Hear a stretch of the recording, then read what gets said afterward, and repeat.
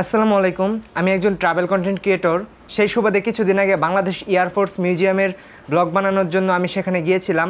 সেখানে গিয়ে গতকাল যে বিমানটি বিধ্বস্ত হয়েছে F7J1 সিরিজের বিমানটি, প্রশিক্ষণ বিমান, সেই বিমান সম্পর্কেও আমি বলেছিলাম। সেই বিমানটি মূলত অন্য দেশে আরও 20 থেকে 25 বছর আগে ব্যান করে দেওয়া হয়েছে এবং নিষিদ্ধ করে দেওয়া হয়েছে অধিক পুরানো হওয়ার কারণে, এবং নতুন আপডেট যে ভার্সনগুলো আছে সেগুলো দিয়ে অন্য দেশে প্রশিক্ষণ দেওয়া হয়। কিন্তু বাংলাদেশে কেন এখনও পরিপূর্ণভাবে মিউজিয়ামে এই বিমানগুলো রাখা হয়নি? ওই বিমানটা আমি সেখানে খুঁজেছি, তবে তার পার্শ্ববর্তী পুরনো কিছু মডেলের বিমান পেয়েছি, কিন্তু ওই বিমানটা আমি পাই নাই। আমার যে বলার বিষয়টা হলো, মিউজিয়ামে আমি সকল ধরনের বিমান পেয়েছি, কিন্তু F7J1 সিরিজের বিমানটি আমি পাইনি। এই বিমানটি সেই সময় হয়তোবা বাংলাদেশ এয়ারফোর্স প্রশিক্ষণ কাজে লাগাচ্ছিল, কিন্তু মিউজিয়ামে সেই বিমানটি নাই। অন্য দেশে এই বিমানটি মিউজিয়ামে রেখে দেওয়া হয়। এছাড়াও শুধু তা নয়, সেখানে আরও কিছু বিমান ছিল যেগুলো 1999 সালে রিটায়ার্ড হয়েছিল। সেই বিমান সম্পর্কে আমি সেই ভিডিওতে কথা বলেছি।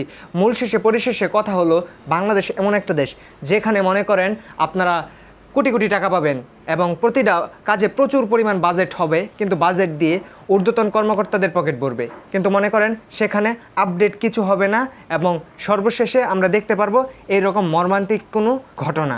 এছাড়াও আমি আমার পিছনে আজকের নিউজটা দেখতেছিলাম। এই নিউজে সময় টিভিতে বলা হচ্ছে অলরেডি 20 জন মারা গিয়েছে সবসহ, কিন্তু মাইলস্টোনে আমার এক ফ্রেন্ড পড়ে, তাকে জিজ্ঞেস করার ক্ষেত্রে অলরেডি 250+ তারা মরদেহ নিজ চোখ দিয়ে দেখেছে, এবং 300-র মতো স্টুডেন্ট আনুষঙ্গিক যারা আহত হয়েছে তারা হসপিটালে ভর্তি আছে।